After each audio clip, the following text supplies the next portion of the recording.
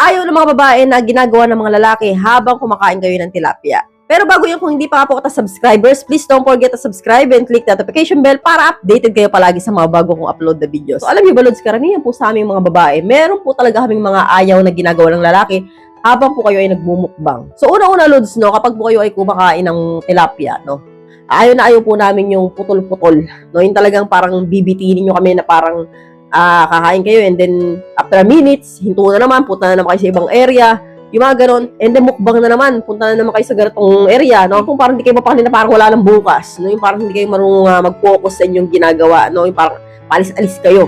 So, ang babae, syempre, nabibitin, no? At hindi lang yun, no? Kapag po kasi po ganun, Lods, no? Nabibitin kami, nawawalan po kami ng gana, no? So, ayaw na ayaw po namin nagmumukbang kayo ng tilapia, and then, parang babalik na naman kayo sa taas. Bababa na naman kayo, babalik na naman kayo sa taas, parang wala nang bukas. Ewan ko, ganun, no? Gusto po si Lods ng babae, yung tuloy-tuloy na magbumukbang, no? Hanggang po, matapos po kami. Kaya, Lods, iwasan niyo po yung, kunwari po, nandiyan na po kayo sa tilapia, o makain na kayo, and then aalis pa kayo ulit, no? So, mas maganda, Lods, na tapusin niyo muna yung mga about area na gusto niyo bago kayo pumunta sa tilapia, kasi po, final na po yun, no? Yun na po talaga yung pinakahuli na dapat ninyong gawin, no? Kapag pumunta na po kayo doon, wag na po kayong umalis, no? Kasi po, ang babae, hindi po talaga gusto ng babae yung parang gano'n, iniiwan po nila yung area na yan na hanggat hindi po sila tapos. Lods, ayaw namin habang po kayo nagbumukbang, yung nanonood po kayo ng bakbakan video habang po ginagawa ninyo yan, no? Bakit? Kasi po, no, nagkiselos po kami. Paramdam po namin, ang ini-imagine ninyong binumukbang, pinapanood niyo sa TV, hindi po kami, no? So, ang babae, nadidismaya po dyan na habang po kayo ay nang buburat siya, di may pinapanood po kayo, no? Kasi po, nawawala po yung focus ninyo sa isa't isa, doon na lang po kayo nakating sa TV. So, ang iisipin ng babae, Lods, ang ini-imagine mo, kamukbangan mo o kaburatsahan mo, yung babae sa video.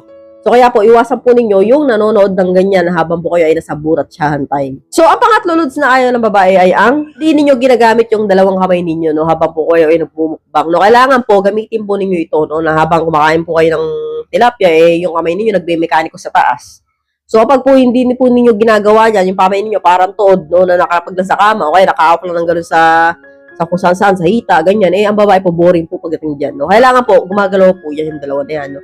Posible po yung isang kamay ninyo, nakasundot doon sa, sa kuweba. Yung isa naman, nandun sa bundok taal. So, kailangan, sabay po yan. So, ayan nga po yung mga ayaw ng babae na kailangan po ninyong iwasan pag po kayo nagbumukbang, no? I hope you learned something new in this video. More videos to come, so stay connected. See you again to my next video. God bless, bye-bye!